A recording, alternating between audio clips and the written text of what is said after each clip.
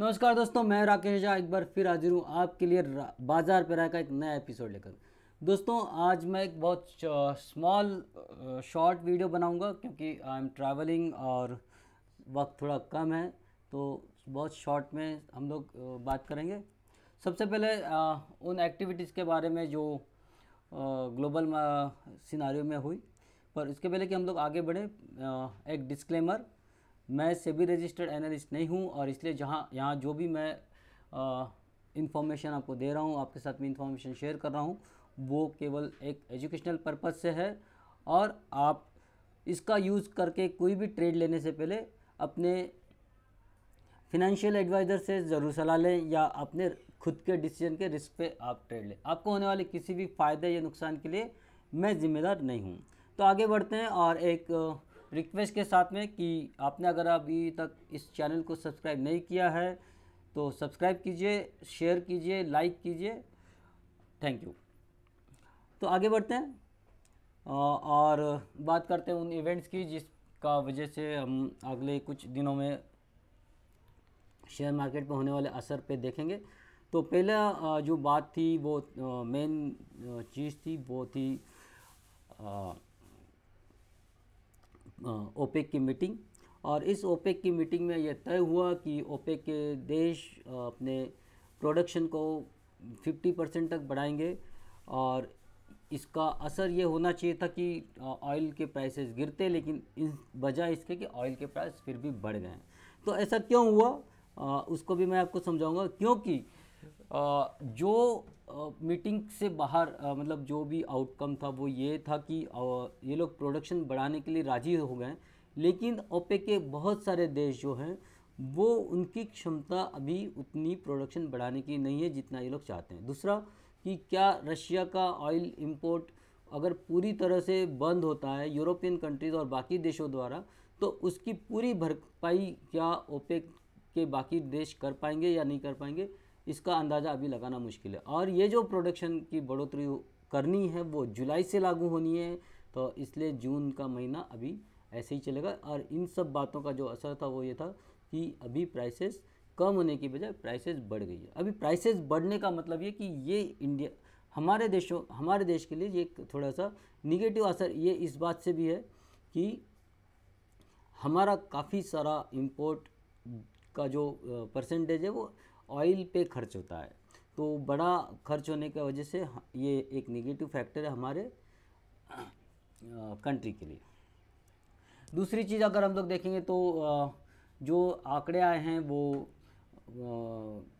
GDP के आंकड़े आए हैं और जीडीपी के आंकड़े जो मतलब जो भी नंबर्स आए हैं वो एज पर जो अनुमान था वही है, लेकिन इनको दो तरीके से देखना होगा। अगर हम लोग GDP total year on year GDP देखें तो ये 8% से थोड़ी ज़्यादा आई है, लेकिन ये 8.7 आई है। और ये 8.7 अगर हमको ये इस तरह से देखना होगा कि ये पिछले बार माइनस में थी 6.9 के, तो 6.9 के कंपेयर में ये 8.2 आई है। मतलब एक्चुअली हम लोग को सिर्फ अगर हम ये देखेंगे तो बेस बहुत माइनस में था, इसलिए ये बहुत ज़्यादा दिख रही है।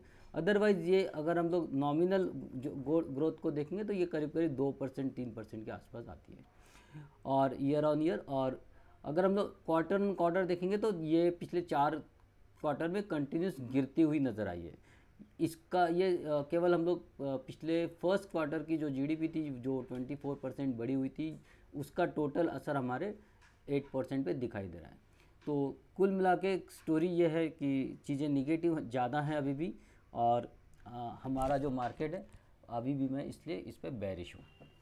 तो मार्केट को हम लोग बाकी मार्केट में क्या चल रहा है उनको देखते हैं और फिर अगले वीक में क्या पॉसिबिलिटी है वो भी हम लोग चेक करते हैं।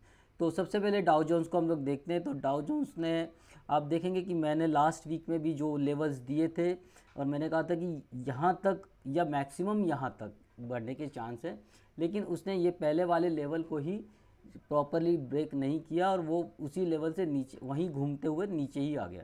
तो ये एक उस लेवल के जो रेजिस्टेंस जो मैंने मार्क किया था वहाँ वही वो एक्ट करता रहा। और अब यहाँ से ऊपर बढ़ने के चांस मुझे कम आ रहे हैं, लेकिन फिर भी अगर ये वापस अगर नेक्स्ट वीक बढ़ता भी है तो ये जो लेवल है 33,600 की, उस लेवल तक ये जा भी सकता है। अदरवाइज़ अगर ये नीचे बढ़ना शुरू होगा तो ये और नीचे चला जाएगा, और जैसे ये 3200 को ब्रेक 32,200 को ब्रेक करता है, ये बेसिकली अभी वो लेवल बहुत लंबी है, लेकिन वो लेवल अगर वापस एक बार ब्रेक करता है तो हमको डाउ जोन्स काफ़ी नीचे गिरता हुआ नज़र आएगा। तो अगले वीक में हम लोग देखेंगे कि ये कैसे रिएक्ट करता है। नैस्डैक ने भी अच्छा खासा उछाल देने की कोशिश की, लेकिन आप देखेंगे कि जो लेवल्स मैंने लास्ट टाइम दिए थे उसी लेवल से ये वापस आ गया है, हाईएस्ट लेवल है ना। तो ये अभी ऊपर जाने के ज़्यादा मूड में नहीं है, चीज़ें अभी निगेटिव हैं और मार्केट को नीचे रहना है। यूके का जो मार्केट है अपने ट्रेंड लाइन रेजिस्टेंस को अभी भी बराबर से सपोर्ट कर रहा है। डैक्स अगर हम लोग देखेंगे तो डैक्स ने ज़रूर पिछले हफ्ते एक अच्छी खासी मतलब रिवर्सल हमको दिखाया है।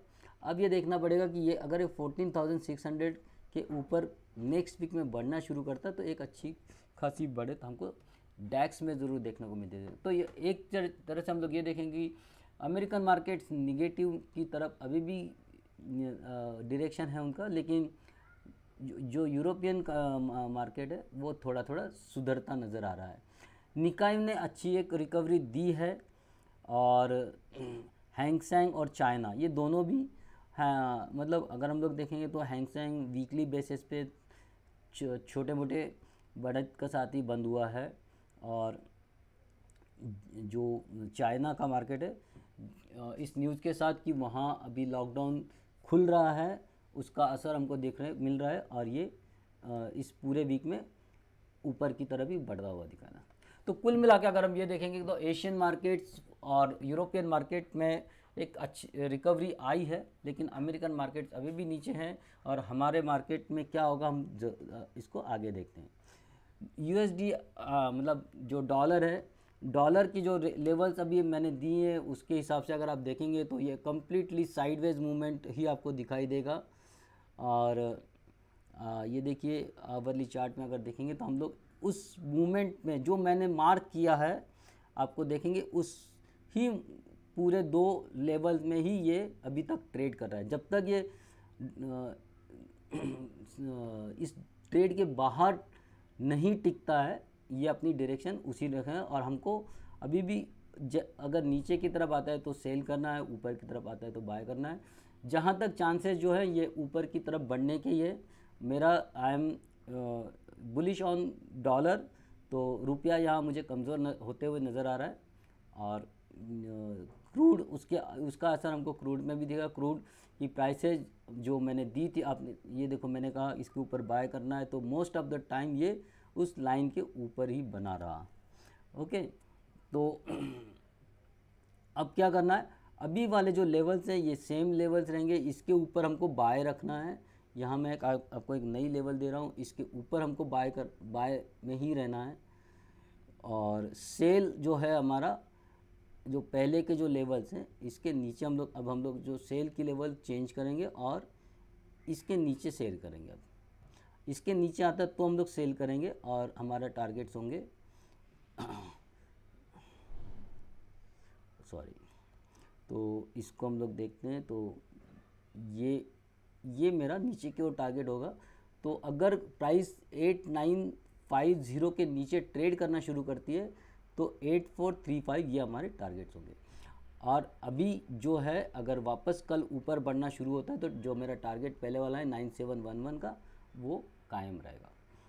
गोल्ड में एक साइडवेज मूवमेंट यहाँ भी बना हुआ है, अगर आप देखो तो आपको मालूम पड़ेगा कि ये बिल्कुल साइडवेज चल रहा है, और जो लेवल्स मैंने लास्ट टाइम दिए थे वो अभी वही लेवल्स पे हमको काम करना है।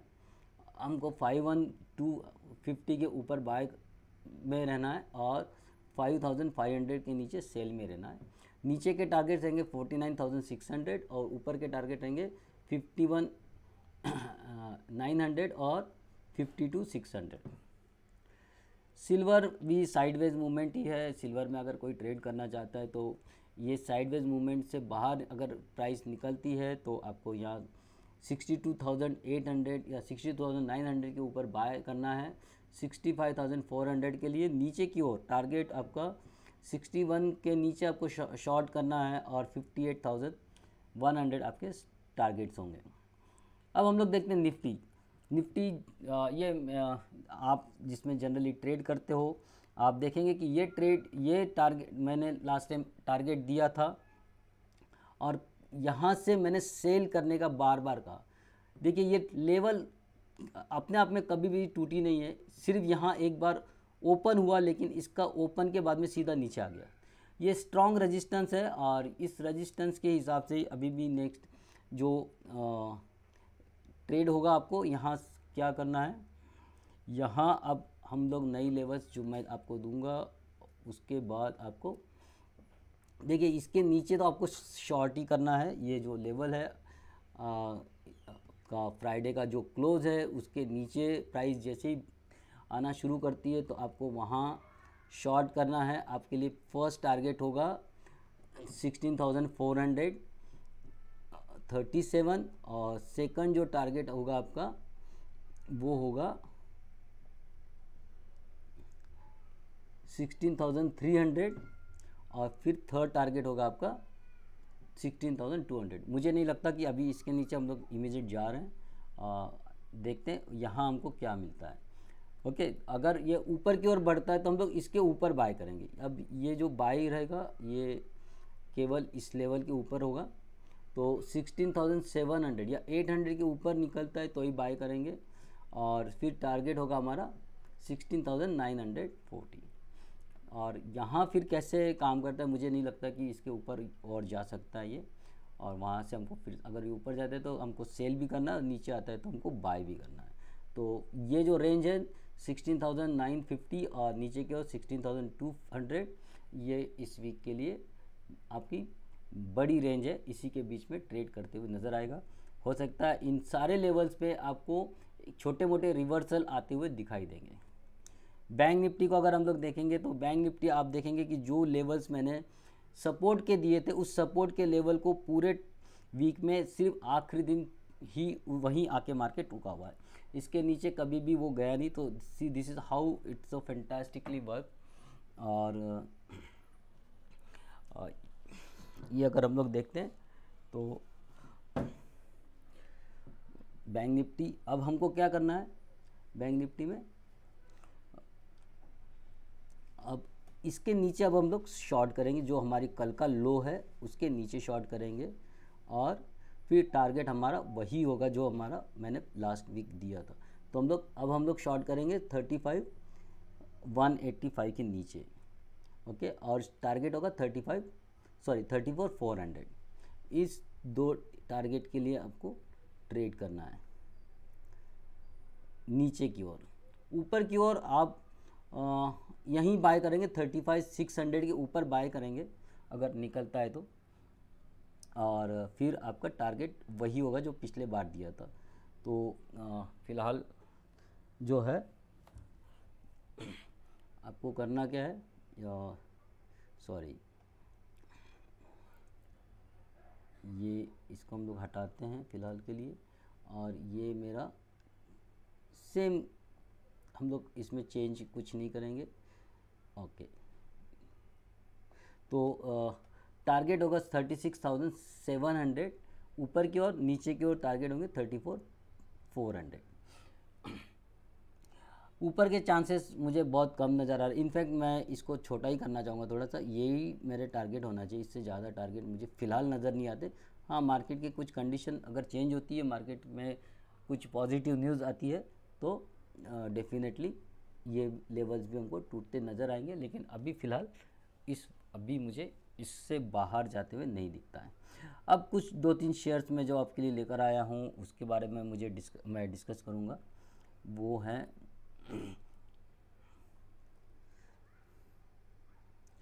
तो सबसे पहला स्टॉक है, ये है AGI इंफ्रा। ये इट्स ऑल टाइम हाई पे अभी ये ट्रेड कर रहा है। तो हम इसको बाय करेंगे अभी करंट लेवल के 320 के ऊपर और स्टॉप लॉस होगा मेरा 284। और टारगेट्स होंगे 367 और 446। ओके, और इसके बाद में जो नेक्स्ट स्टॉक है जो मैं आपके लिए लेकर आया हूँ वो है वोल्टैम। वोल्टैम ने भी एक अच्छी खासी हमको अब ट्रेंड दिया हुआ है, और अब हम लोग जो यहाँ ट्रेड करेंगे 2400 के ऊपर आपको बाय करना है। देखिए अभी जल्दबाजी मत करना, अभी थोड़ा सा नीचे है। ओके, तो हम लोग बाय करेंगे 2400 के ऊपर, और फिर हमारा टारगेट होगा 2671। ओके, तो और सेकंड टारगेट होगा 3200। और स्टॉप लॉस जो हमको यहाँ मेंटेन करना है वो है 2200 का। और लास्ट में एक जो आपको ट्रेड लेकर आया हूँ आपके लिए वो है वोल्टैम, सॉरी AIA इंजीनियरिंग। तो AIA इंजीनियरिंग में हमको करना क्या है, अब हम लोग यहाँ जहाँ खड़े हैं तो ये ऑलरेडी मैंने अभी कुछ दिन पहले ही आपको बाय दिया था। एक्चुअली ये अगर आप देखेंगे तो आपको ये दिखाई देगा, ट्रेड मैंने अभी कुछ दिन पहले ही इसको बाय दिया हुआ था। तो ये मेरे देखने में कहा था कि 2097 पे बाय करना है, 2224 और 2306, ये दो टारगेट मेरे ऑलरेडी अचीव हो गए। अब हमको बाय करना है 2306, जो हमारा प्रीवियस टारगेट है जो हमने अचीव किया वो उसके ऊपर बाय करना है। और आपका स्टॉप टारगेट होगा 2550, जो हमारा ऑलरेडी हमने जो डिसाइड किया वो हमारा टारगेट होगा 2230, ये हमारा स्टॉप लॉस होगा। तो इसको मैं चेंज करता हूँ आपके लिए, ये 2230 ये हमारा स्टॉप लॉस होगा।